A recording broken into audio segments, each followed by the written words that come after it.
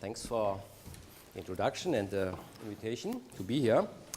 So I think we have at least a morning a bit on free probability theory.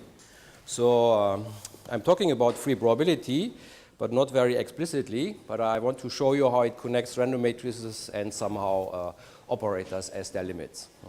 Okay, and I want to give you some idea in what kind of questions I'm interested in this context.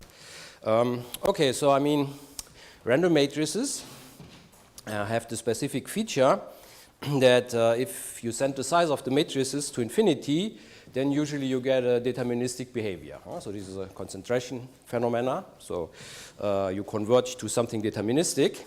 And this deterministic usually is something interesting. I mean, many of you use somehow the limit of random matrices.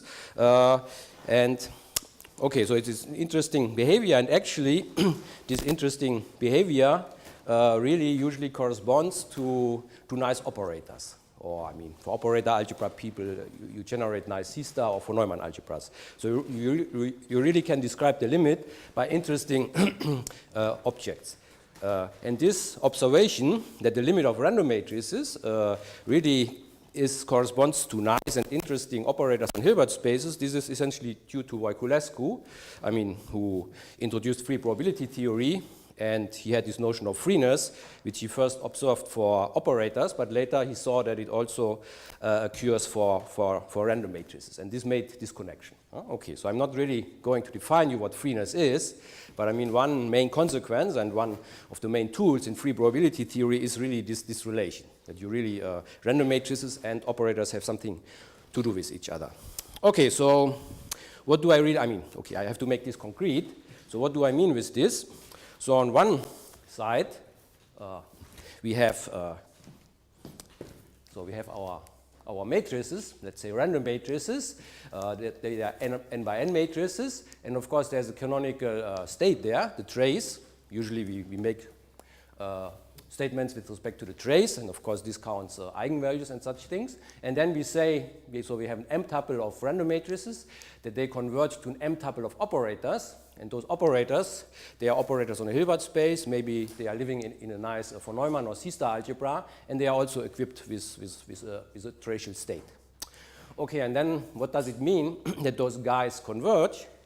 It means essentially that I have a convergence in distribution. So this is more or less like in classical probability theory, that we really have the convergence of the distribution. So it's not that really operators converge in operator topologies or things like this, but really they converge in the sense that if I calculate a moment, or more concretely, let's say I take a polynomial in my variables, typically those are non-commuting variables, then I calculate the trace, and if n goes to infinity, this goes to some number, but of course this number should then be given by taking the polynomial in my limit objects and applying the trace there.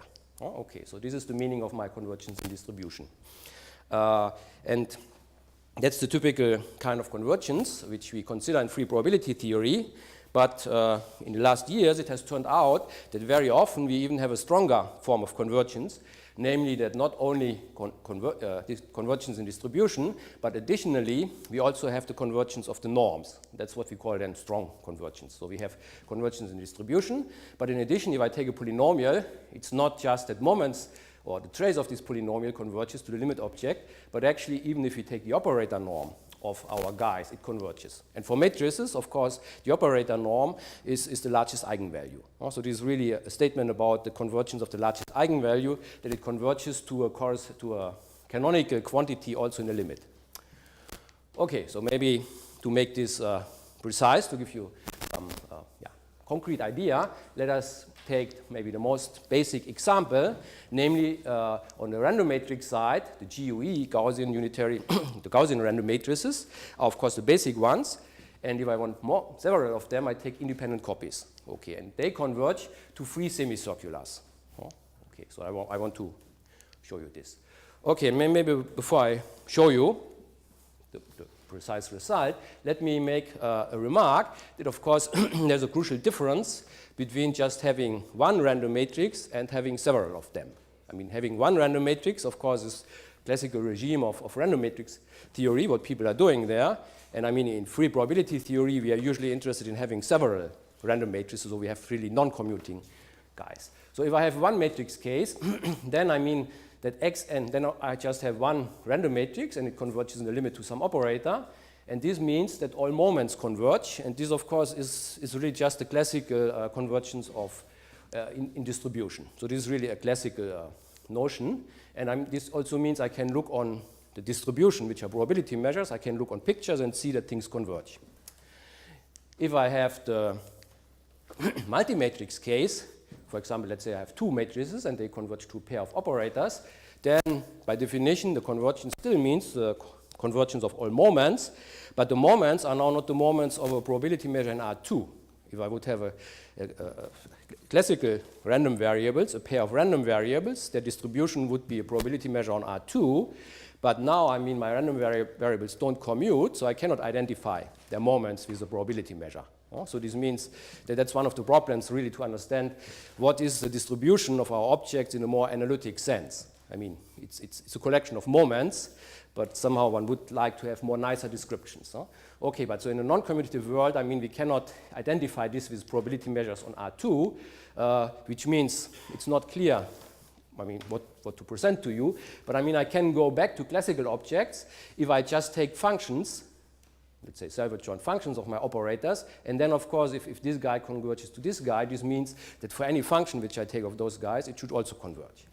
And those functions now are, again, these are just classical objects. So again, I have just the convergence of their distribution, and I can also show you pictures of such things. Huh?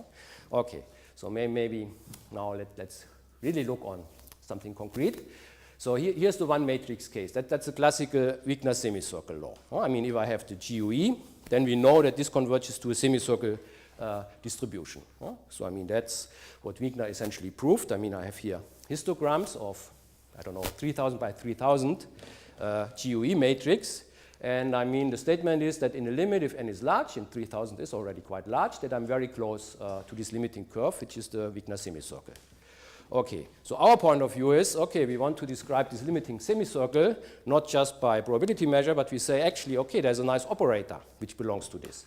And this nice operator is maybe one of the most important single operators in single operator theory, namely essentially it's the it's the real part of the one-sided shift. Okay, so this is maybe this is really a very important operator.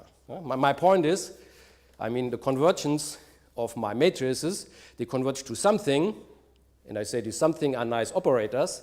The emphasis is on nice, because by GNS construction I can always construct operators somewhere which have this as a limit. Okay, but it's not just that I want to have abstract operators somewhere, but I really say, oh no, there is very nice and concrete and important operator which really corresponds to this limit. And here in this case, this limit is L plus L star, where L is the one-sided shift. So I have a Hilbert space indexed by a countable basis, indexing it by E0, E1, E2, and so on. And the one-sided shift just shifts the basis. So E0 goes to E1, E1 goes to E2, E2 goes to E3, and so on. And then the adjoint of this, the L star, shifts backwards. So E2 goes to E1, E1 goes to E0. Okay, E0 doesn't have anything to go to, so it goes to 0. And those L and L star are adjoints. And then, of course, I need a state, because I mean the statements are with respect to moments, with respect to something. And there is one canonical state in this business, which is the vector state, which is given by this vector E0. E0 is one vector which is prominent. All other vectors, all other basis vectors are the same, but E0 is special. Okay, so in more physical language, this would be somehow a vacuum state. So I take this state. And it turns out, I mean, it's an easy calculation that with respect to this state, the moments of this guy are actually exactly the moments of the semicircle distribution. So the distribution of this one-sided shift really is this semicircle. This is a very simple observation, but I mean, in operator algebras or in operator theory, this was nothing which anybody ever looked at. I mean, people usually are not interested in distributions like this. That's somehow also the shift of perspective which Voiculescu gave to the subject, also in operator algebras, instead of looking on the algebraic structure or how your operators act on the Hilbert space, you really should look on their moments with respect to a very canonical state. And sometimes there's really a lot of structure there. And in particular, it relates matrices with those operators. Good, okay. And so, I mean, so this is Wigner's semicircle law, just maybe written in a different language, that we say the limit of our random matrices is now this operator x. So I mean, in this, okay. So this was proved by Wigner in 55, of course not in this language. He didn't have this x, he just presented this semicircle distribution. Okay, and I already told you, I mean, this is the convergence in distribution, but we have more. Very often we have this strong convergence, and so what does this mean? So the strong convergence means that actually also the norms converge. So this means the operator norm of xn, and this is the largest eigenvalue of my random matrix. This also converges to the norm of x, and the norm of x is 2, so that's the boundary of the spectrum. So this tells me that actually it's not only that I have convergence on average. That's what convergence in this distribution tells me. On average, the eigenvalues, the distribution of the eigenvalues converges to this shape. But this doesn't tell me anything about single eigenvalues. So the largest eigenvalue, I mean each eigenvalue contributes with a factor 1 over n to this picture. But 1 over n in the limit disappears, so a single eigenvalue has no effect on the averaging behavior. So it could be that there is always one eigenvalue sitting at 2.5, which doesn't converge to 2, but still, I mean, the semicircle law would be true. But that's not the case, but it's really true that really, I mean, that the eigenvalues are really have to stay tight together in a sense. So there can be no outliers. And I mean, this was also proved in classical random matrix theory, but I mean, to prove this, I mean, this is substantially harder than proving this. So you have to prove more. So it's quite a while until this was done. Good. Okay, so now maybe go to the non-commutative situation. So the multimatrix case. And so this means, of course, for the random matrices, we take two independent copies of a GUE. And then again, this converges to essentially two copies of our one-sided shift. So also on the operator side, we have nice operators. Namely, we have two copies of the one-sided shift in somehow different directions. I'm not going really to define this precisely. So I mean, you can realize this as creation and annihilation operators on a full Fock space. And again, those guys are really very important operators in operator algebras. So I mean, they are related with the Kunz algebra, or their von Neumann algebra is the free group factor. Those are the von Neumann algebras in which Voiculescu was interested. And again, there's a very canonical state. Okay. And so Voiculescu's basic observation was that if I take two independent copies of a GUE, they converge to operators like this. Operators are free in the sense of free probability theory. But anyhow, I mean, it's those two operators. I mean, Wigner's semicircle law tells us xn goes to x, yn goes to y, each goes to a semicircle. But I mean, here we also say what is the relation between xn and yn. And this is controlled by this. Okay, but you see, I mean, if I'm just saying it like this, there are no pictures to show, so it's nicer to have pictures. So as I said to you, I mean, what we really should do, we should take functions of x and yn and then see what happens. So for example, we can take, let's say, a function, concretely this one, function in two non-commuting variables, and then, I mean, if we know this converges to this, then we know any function also converges in distribution. And then for this function, I can again show a picture as before. I take the eigenvalue, so I take my function applied to my random matrices x and yn. I have a histogram of eigenvalues, and then this converges to the corresponding, the distribution of the corresponding operator in the limit. And this distribution is again this curve. And again, it turns out that also here we have the strengthening of this convergence to strong convergence. And this was proved in a very important paper by Hagerup and Thorbjørnsen, that it is true for any polynomial, not just for this example here, but any polynomial, that the norm, so the largest eigenvalue of this random matrix, converges to the operator norm of this guy in the limit. So again, there are no eigenvalues lying outside here. The eigenvalues really have to stay close to where they should be, not just on average, but really everyone. How was this curve obtained? I mean, okay, this is obtained by by tools of free probability theory using operator-valued freeness. Huh? So I mean, you don't expect us to see immediately how it looks. No. I mean, this is absolutely not clear. I mean, the semicircle you can calculate, but for this, I mean, this was mainly what we did in free probability in the last 5 or 10 years, really developing tools for calculating this. And I will say a little bit more about this, but it really uses operator-valued free probability theory for calculating this. I mean, we have the statement abstractly, this converges to this, but calculating the distribution of this is a different question. But we have tools for doing this. Okay, but so I mean, okay, my goal is not to talk about how we obtain this and talk about operator-valued freeness, but my goal is now to think more about the question, I mean, which functions can we really say something about? I mean, what I showed you are, of course, polynomials, but I mean, in principle, if we want to understand distribution of non-commuting variables, this means we should understand many functions of them. Oh, okay, but what kind of function? I mean, we are here in a non-commutative. I mean, if I have only one variable, and then I'm in the commutative case, of course, I mean, instead of taking polynomials, I can also take, let's say, continuous functions, for example. I mean, I cannot only integrate moments, which are polynomials, but I can integrate continuous functions, even measurable functions. And then I have similar statements as before. But if I go to the non-commutative case, of course, it's even not clear what are functions of special types of non-commuting variables. I mean, what is clear, and what I just showed you up to now, are polynomials. If you have non-commuting variables, of course, it's clear what polynomials in those guys are, non-commutative polynomials.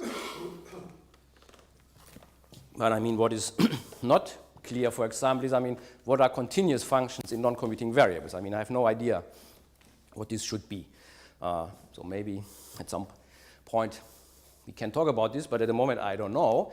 And something which at the moment is under development are analytic functions of non-commuting variables. So we have some kind of idea what analytic functions of non-commuting variables are. There's something which is called free analysis, which develops a theory for this. But still, I'm not really, it's not really clear to me what it means to apply such analytic functions to, let's say, free semicirculars or things like this. But there is a subclass which somehow it's quite clear what we mean by applying it to function, and those are rational functions. So this somehow, this is maybe the next step after polynomials, rational functions. And sorry. So there's a notion of this in a non-commutative. So these really are non-commutative rational functions. And there we can also say quite a bit. And that's what I want to talk about next.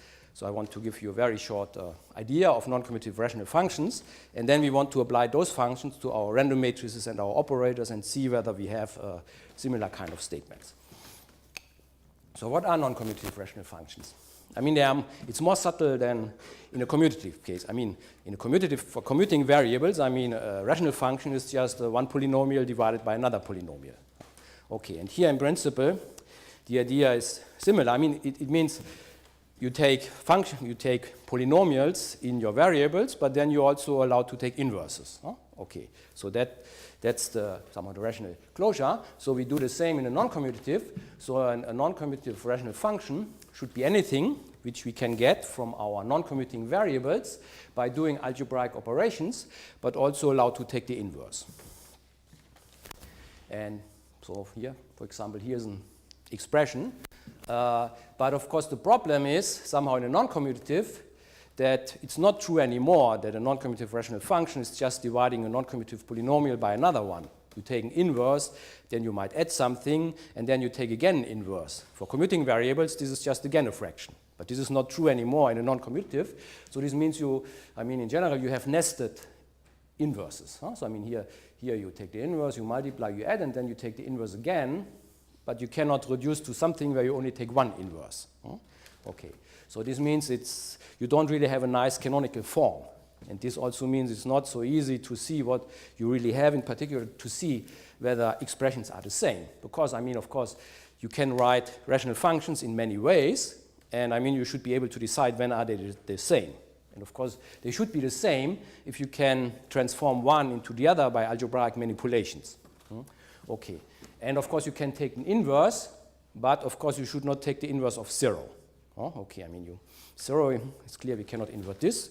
We hope we can invert everything else, but we cannot invert 0. But this means you must be able to see whether you have 0 or not. And if you have complicated relations, it might not be so easy to see whether you have it or not. So for example, I mean, here this is a relation, which is always true. And so you can show by algebraic manipulations that this is actually 0. But I mean, if I just write it down like this, probably you don't see it. So you might be tempted to say, okay, 1 over this should also be a rational function. But it's not. So this means even to define rational functions, I mean, in principle, you would like to say, okay, it's an equivalence class of rational expressions, and equivalence means I can transform one into the other by manipulations. But I mean, you really must see that all this works very nicely. And so it's not even so easy to define right away rational functions. But all this can be done, and it was done, I mean, quite a while ago. So this is quite old subject. And what you get is really you get a skew field, a division algebra. So field where the variables don't commute. And so usually this is called free field, and this is somehow notation for this. So I think this goes back to Kohn. So this is the free field. And I think for the first time it was constructed by Amitsur, and Kohn did a lot on this. I mean, there are also a couple of books by Kohn where there's a lot of information about this. And so this was, I mean, in the context of non-commutative rings, non-commutative algebras, this was developed. And it's a lot of theory behind this. Good. Okay. But there's one way of writing your things in a nicer form, namely if you go over two matrices. Okay. And so, I mean, before I just told you, okay, rational functions are just expressions in our variables, and it's very hard to compare two of them, or there's no real canonical form. But actually, if we go over to matrices, then we have more flexibility. So now I'm not just considering expressions in the variables, but I consider matrices with expressions in the variables. And then it turns out that I can represent my any rational function in a very nice form. So namely, I can write it as u q to the minus 1v, where q is a matrix of some size n by n, and n depends on r, on my rational expression. And the entries of the q can be chosen just as affine polynomials in my variables, and v and u are just vectors. So essentially what I'm doing here is I'm taking the inverse of a matrix, and then I take an entry. So for example, here's an example. This is the expression which I showed you before, which is very complicated, and it's not clear whether this is the nicest way of writing it. But the statement is I can also write it in terms of, in this case, 2 by 2 matrices. I have here one matrix which has nice entries, and the entries are at most linear in the variables. I take the inverse, and then essentially I take the 1, entry of the inverse. And every rational expression you can get like this. And this is really what gives you a much better access to rational functions. And actually, this, on the level of polynomials, is this linearization trick, which we are using in free probability theory for calculating the distribution of such polynomials. Okay, so this linearization trick was introduced in our community in this paper by Hagerup and Thorbjørnsen, and we only used it for polynomials. But then, I mean, later on, we found out, essentially it was pointed out by Bill Helton and Viktor Vinnikov to us, that actually this idea really is a very old idea in very different fields of mathematics. So this idea that you can somehow linearize non-linear problems by going over two matrices. So for many questions, I mean, if you have a general nonlinear polynomial, you can associate to this a matrix which is linear in your variables. The entries are linear, but it contains the information which you want about your polynomial. Okay, so I mean, maybe the oldest paper I know is this Hickman, by Hickman. So at least I think Kohn calls this also Hickman's trick. Okay, anyhow, so this means this linearization does not only work for polynomials, as we started to do it in free probability theory, but it also works for rational functions. And this, I mean, motivated me also to look more on rational functions, not only apply polynomials to random matrices and free variables, but also rational functions. Okay, and so this is now, I mean, up to now I told you about rational functions as algebraic objects, but now I want to think of them as functions and apply them to operators, because that's what we want to do. We have operators which we want to understand, and for this we want to apply as many functions to them as possible. And in the beginning we just applied polynomials to them, but now we also see what we can say if we apply rational functions to them. Okay, so I have my rational functions. They are essentially expressions in my variables, which also involve the inverses. But now I want to apply them to functions, to operators. And of course, this means I replace my variables by the operators. But of course, then one has to be a bit careful, because I mean, there are some issues.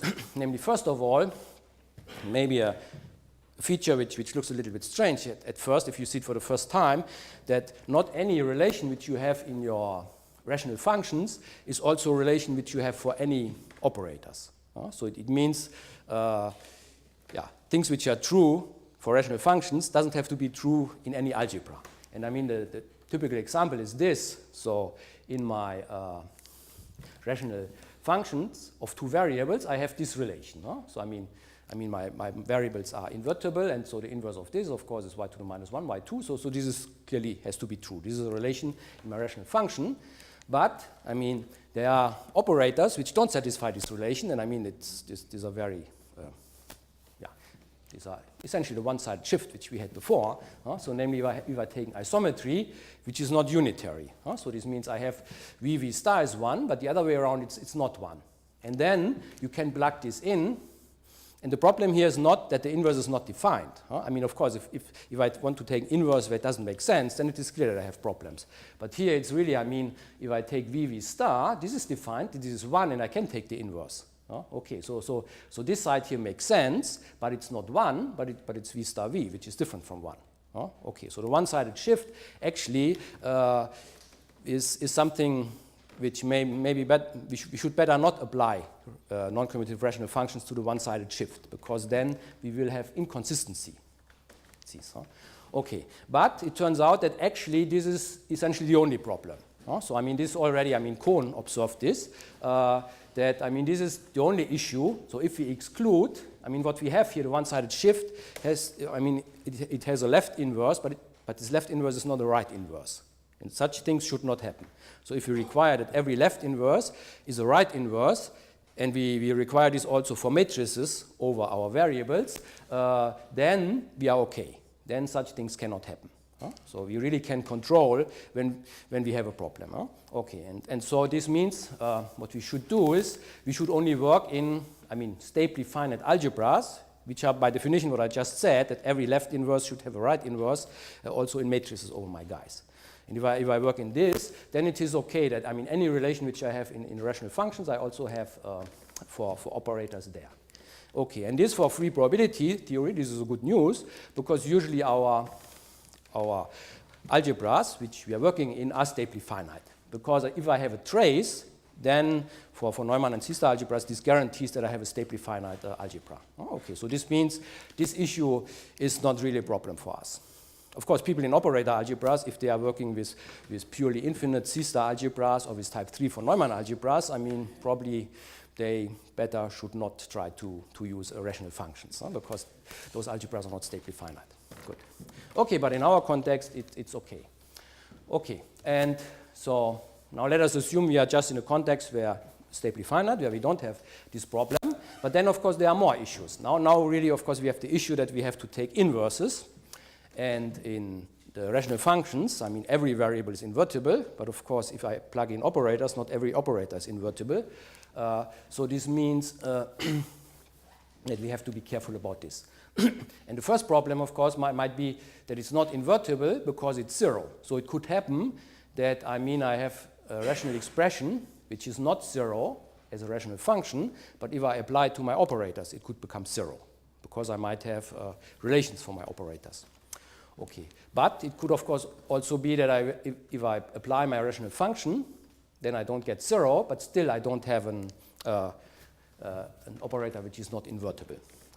Okay, and then, I mean, yeah, so if I want to plug in my operators, of course, I mean, there are two solutions. First, maybe I could say, okay, I only want to do to work with things which are invertible and also invertible as bounded operators. So I should only consider rational functions for which my expression makes sense. Okay. But I could also be more ambitious and say, okay, maybe if I allow also unbounded operators, I can take inverses of more things. Okay, so there are two routes to go. And the first route, this is actually quite well understood, and everything is very nice. And so essentially we have this, and it also goes together with the random matrix picture. So here we have the result of Sheng Ying, a PhD student of mine, which essentially tells us that if I'm in a situation where I have the strong convergence of, let's say, matrices, random matrices to polynomials, so this means I have, for any polynomial in my variables, the polynomial in the random matrices converge to the polynomial in the limit, both by applying the trace, but also for the operator norm. And if this is given, then this strong convergence for polynomials also goes over to strong convergence for rational functions.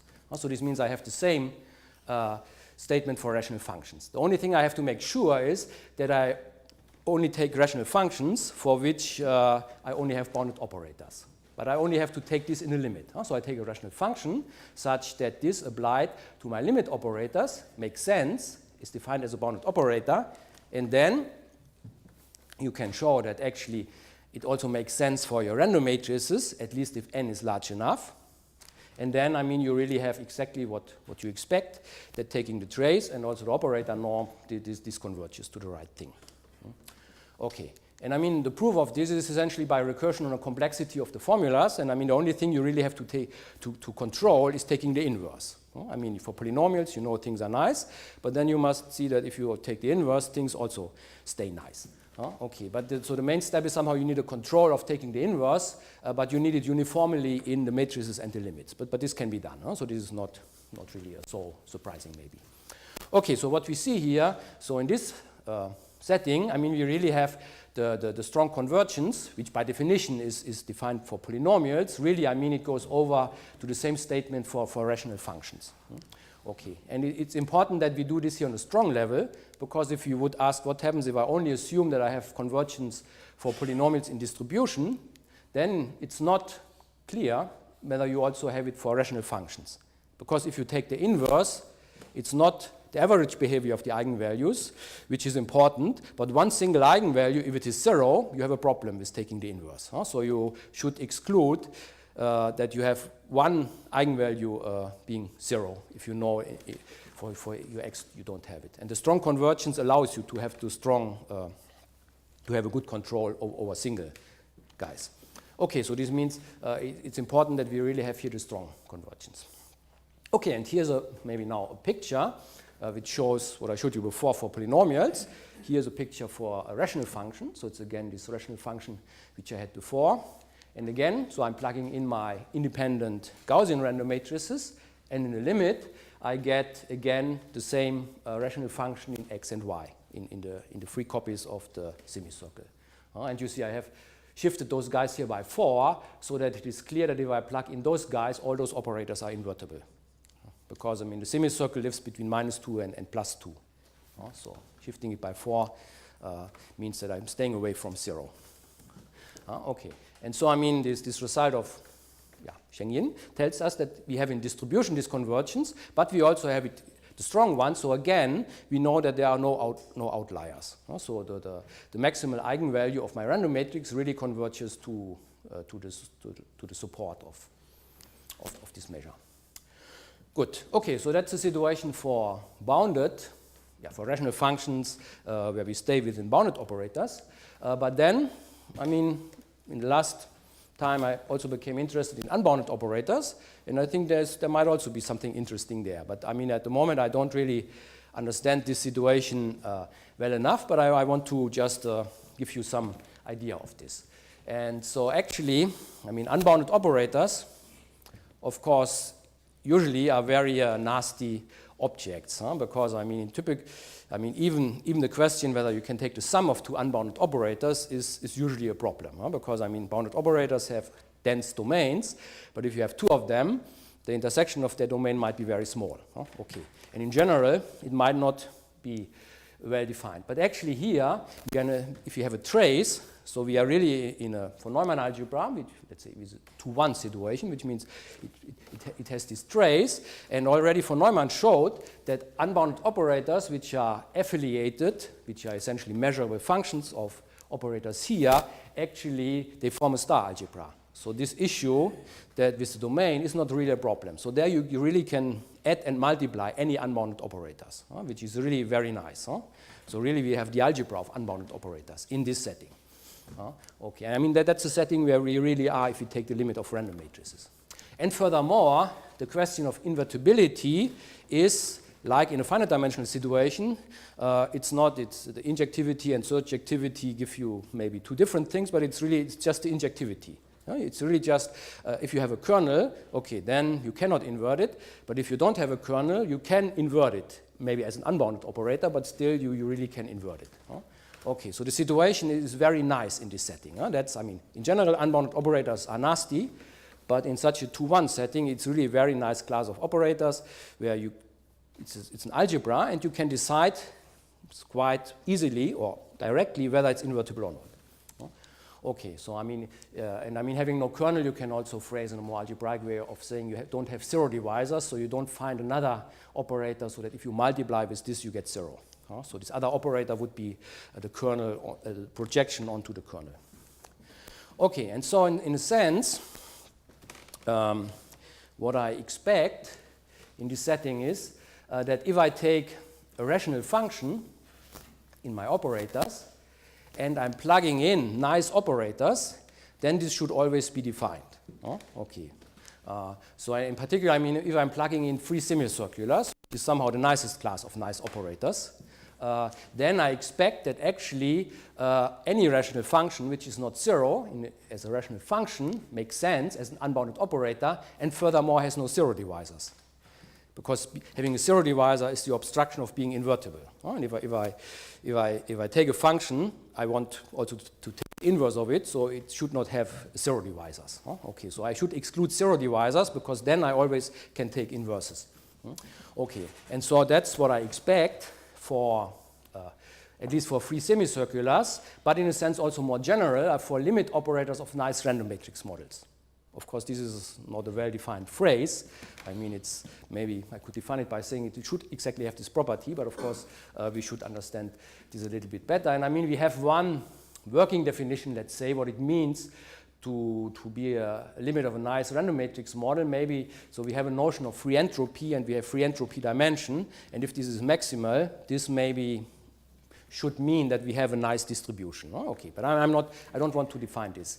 But maybe, so let me say, so we have some results in this context, but the results are for polynomials.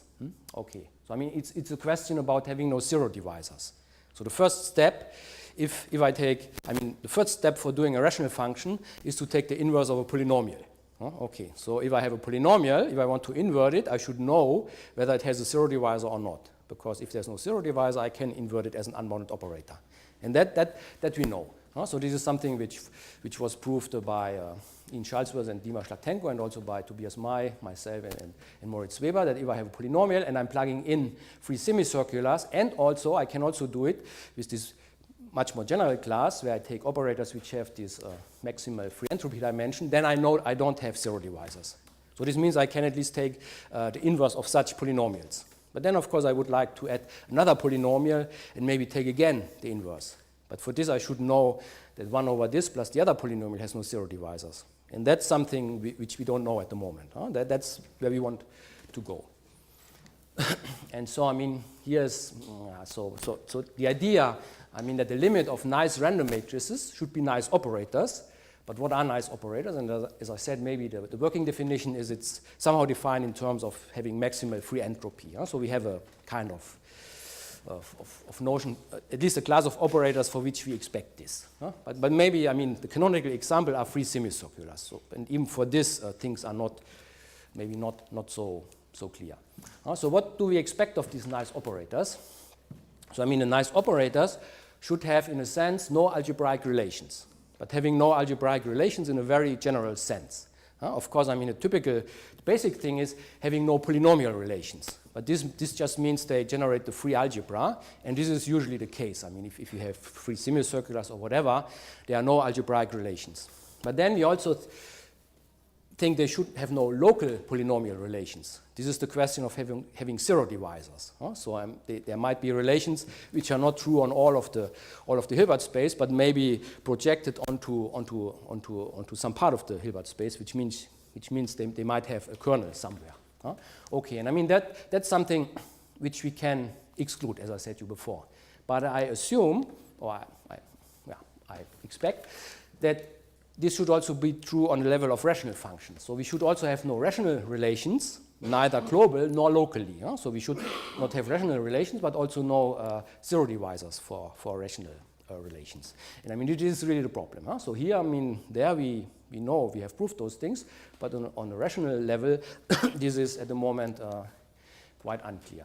And of course, the point is that if I know I have no polynomial relation, this doesn't mean I have no rational relations. I mean, there might, it's not that if I know what happens on the polynomial level, I know what happens on the rational level. Namely, I mean, there are many possibilities of embedding the ring of non-commutative polynomials into skew fields K. Okay, so this means I can somehow I can take inverses of my polynomials, and there are many possibilities for doing this. And this free field actually somehow the universal field of fractions, where I'm not adding any new rational relations. I only take what is forced by the relations which I have on the level of the polynomials, but nothing in addition. But there are many ways of adding additional relations, which don't contradict on the level of the polynomials. So I mean, every such thing is a localization of this universal one, so it means it has more relations.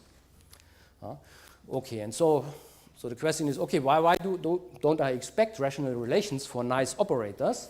So why do I expect that if I take a rational function in my non-commuting variables, and if I plug in my operators, that this thing is not zero, for example? Okay, and somehow the idea is that actually, I mean, checking that a rational expression is zero. I told you before, one way of saying a rational expression is zero, you should be able to transform it by algebraic manipulations to zero. You should see by algebraic manipulation it is zero. Another way of seeing it is that if you are plugging in matrices, but matrices of all sizes, you should always get zero. So you can use matrices for testing whether you have a rational relation. I mean, that's one of the results of this whole theory. And I mean, you have to show that this is the same as being able to transform it in algebraic terms. But this is something which was shown in the theory of non-commutative rational functions. So another way of saying or checking that a rational expression is zero is you plug in matrices, but of all sizes. I mean, if you limit your size, then I mean you have rational expressions which are zero on all matrices up to this level. But if you allow matrices of all sizes, I mean you really can distinguish those guys. And somehow on our nice operators, I mean this free entropy dimension is maximal, essentially means that you should have many matrix tuples which approximate your operators. And so this in some sense means that your limit object should behave like a generic matrix tuple of arbitrary size, which means it should also allow you to test whether R is zero or not. But this is a very, very vague and not very precise idea, but that's the idea why I have at least some hope that maybe the limit of such random matrix models have a property like this, that they cannot be zero if the rational expression is not zero. Okay, so the question in this context is, so how much regularity of the distribution of my operators do I need to have that if I take the division closure of these operators, so this means I take the polynomials and then I'm adding inverses whenever it's possible. So whether this is exactly the free field. I mean, the polynomials of my operators, they are the free algebra. That's clear. But if I take the rational closure, then it's not so clear what do I get. Do I really get the free field or something different? Okay, and maybe we know a little bit about this in some special cases.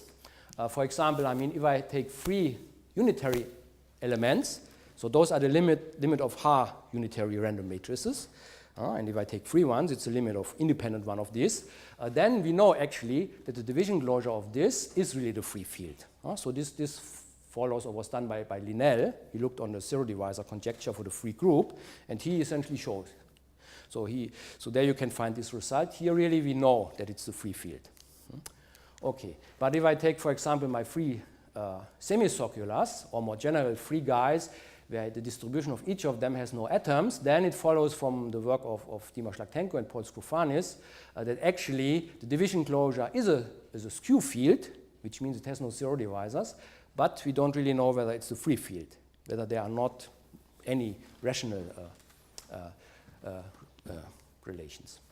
Okay, and actually, I mean, it can be that we have a situation, for example, trivial examples where you see that you can have a skew field for this guy, which is not the free field. So, for example, I mean, here's an example which was told to me by Ken Dykema and John Pascoe, that we can have, let's say, if we go to operators, if we had two free semicirculars and we define three operators, A, B, C, then those guys are algebraically free. They don't have a polynomial relation, but they satisfy an additional rational relation of this type very easily.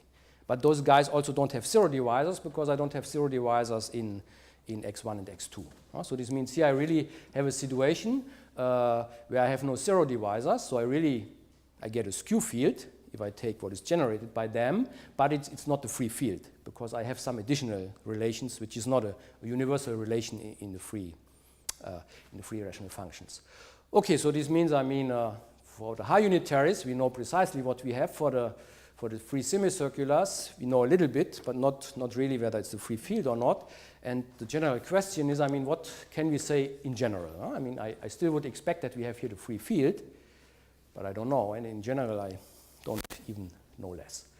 Good. Okay, so you see, I mean, the last part was just mainly questions. I would like to understand, so, I mean, operators. I would like to understand the distribution of operators. I mean, what we know a lot about are polynomials in my operators, but, I mean, the next step, in my view, is to understand rational functions applied to my operators. And there the situation becomes a bit more complicated, but also a lot more interesting somehow. So I mean, if I want to stay to with bounded operators, then of course it's well understood. But if I really allow to go over to unbounded operators, then there's a lot of more possibilities there, which I think we still have to explore. Okay, so thank you.